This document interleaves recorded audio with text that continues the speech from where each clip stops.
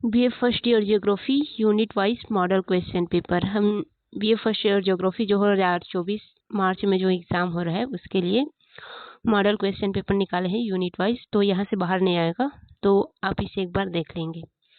Unit first में first question, मानव भूगोल का अर्थ, परिभाषा, विषय क्षेत्र और उसके उद्देश्य एवं महत्व। ये क्वेश्चन आएगा। यदि ये क्वेश्चन नहीं आता है तो सेकेंड इसके अथवा में रहेगा, मानव और वातावरण का अंतर संबंध पर प्रकाश डालना है आपको, यानी कि उसके मध्य क्या संबंध है, मानव पर्यावरण को कैसे प्रभावित करता है और पर्यावरण मानव को कैसे प्रभावित करता है, ये बताना है आपको। तथा उसके साथ ही मानव भूगोल के अन्य जो सामाजिक विज्ञान है उनके साथ अंतर संबंध है उसको दर्शाना है।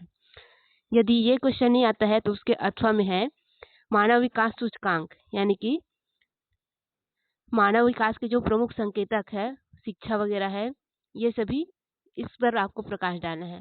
और भारत के संदर्भ में जो मानव विकास की पहलू है उसको बताना है। फिर है फोर्थ क्वेश्चन, इसमें मानव भूगोल की संकल्पनाएं हैं। इसमें एक है भूगोल में द्वैतवाद, यानी कि भौतिक भूगोल और मानव भूगोल करके उसमें जो विभक्त हुआ है उसको दर्शाना है इसमें।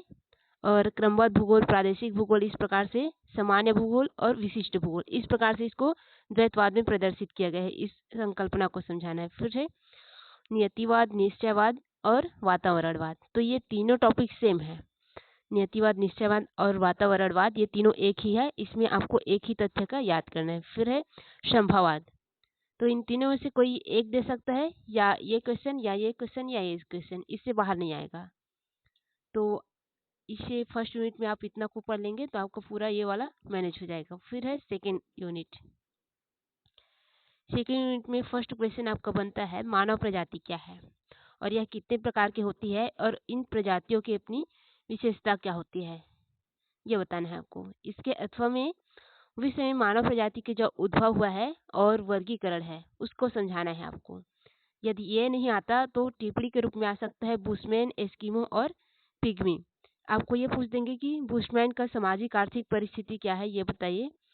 और एस्किमो की सामाजिक आर्थिक परिस्थिति और पर्यावरण के प्रभाव, ये पूछ देंगे। या तो पिग्मी का जो आर्थिक, सामाजिक, भौगोलिक परिस्थिति और पर्यावरण, ये पूछ देंगे। तो आपको कुछ भी क्वेश्चन आए, बुशमैन का आया तो बुशमैन के बारे में पूरी जानकारी लिख देना है। एस्किमो आया तो एस्किमो के बारे में पूरी जानकारी लिखना है। और पिग्मी वाला आया तो पिग्मी का पूरा जानकारी लिखना है। ये हो गया यूनिट 2 का।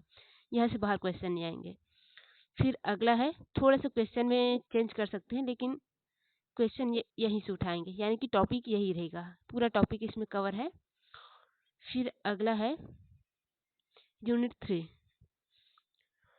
यूनिट 3 में विश्व में जनसंख्या का वितरण और घनत्व है। इसको आपको समझाना है किस प्रकार से है और उसको प्रभावित करने वाले जो कारक है, भौतिक, मानवीय, इन सभी कारकों को। फिर अथवा में दिया है भारत में जनसंख्या वृद्धि की जो प्रवृत्ति है उस पर हमको प्रकाश डालना है, यानी कि जनसंख्या वृद्धि की जो स्वरूप है वो किस प्रकार से है। फिर जनसंख्या वृद्धि को प्रभावित करने वाले जो कारक है उनको दर्शाना है। ये जनसंख्या वृद्धि को प्रभावित करने वाले जो कारक है वो दोनों विश्व और भारत के संदर्भ में दोनों एक ही होगा, तो इसको आपको डाल देना है। इसके अंतर्गत जनसंख्या में साक्षरता वगैरह है, रूढ़िवादिता वगैरह, ये सभी भारत के अंतर्गत आ जाता है। फिर है अगला, जनसंख्या प्रवास क्या है, प्रवास के कारणों एवं प्रकारों का वर्णन कीजिए। अब जनसंख्या प्रवास किसे कहते हैं, यानी कि इसमें आपको प्रवास किसे कहते हैं यह बताना है। फिर प्रवास के स्वरूप को बताना है। फिर उसके कारण क्या होते हैं ये बताना है आपको। आर्थिक कारण, शैक्षणिक कारण जो भी है, भौतिक कारण, राजनीतिक कारण, सभी को। इसके बाद उसके प्रकार को बताना है। स्थान के आधार पर है आपके स्थानीय प्रवास हो गया, राष्ट्रीय प्रवास, अंतर्राष्ट्रीय प्रवास, महाद्वीपीय प्रवास, अंतर महाद्वीपीय प्रवास। और आपके जो काल के आधार पर हो गया तो उसमें अल्पकालीन प्रवास, दीर्घकालीन प्रवास, इस प्रकार से ये होता है प्रवास का प्रकार, इसको याद करना है। फिर है छत्तीसगढ़ में ग्रामीण प्रवास पर प्रकाश डालते हुए उनके कारणों और समाधान पर चर्चा कीजिए। तो इसमें थोड़ा सा परिवर्तन करके दे सकते हैं। तो ये क्वेश्चन यूनिट 3 का हो गया। फिर हम देखते हैं यूनिट 4 का क्वेश्चन।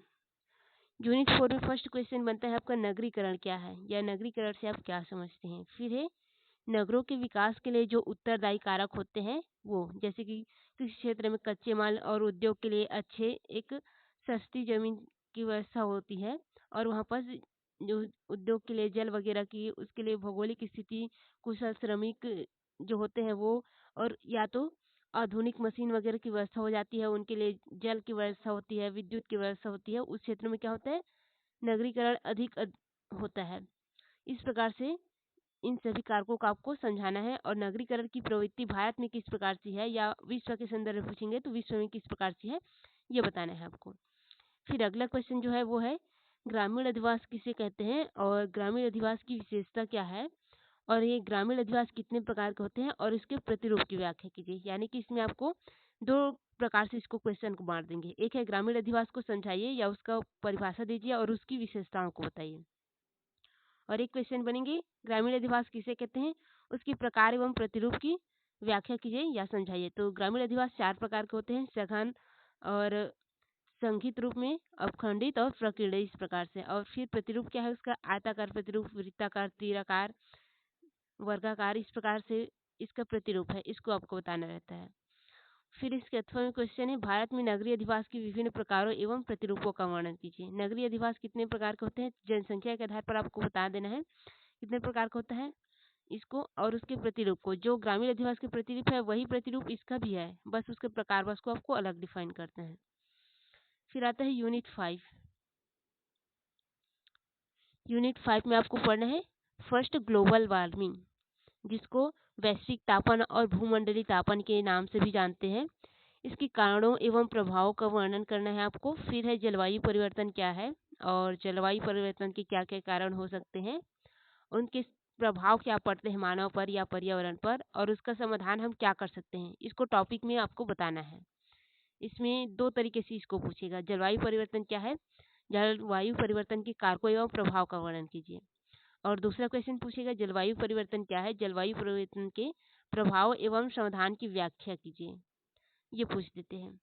फिर अथवा में इसके एक क्वेश्चन और पूछ देते हैं इसमें से, इस पर प्रदूषण वाले में से।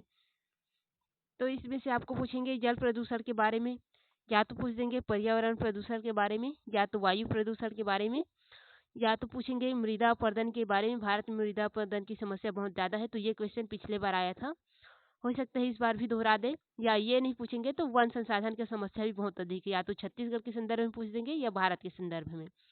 तो वन संसाधन की समस्या, उसके समाधान, इस प्रकार से कुछ पूछ सकते हैं। तो आप इसमें थोड़ा सा अवेयर होकर के आंसर देंगे जो भी पूछे। ठीक है, तो ये हो गया 5 मिनट का मॉडल क्वेश्चन। और क्वेश्चन यहीं से आएंगे, बस थोड़ा सा घुमा के पूछेंगे, तो आप इसको थोड़ा ट्रिकली अध्ययन कर लेना।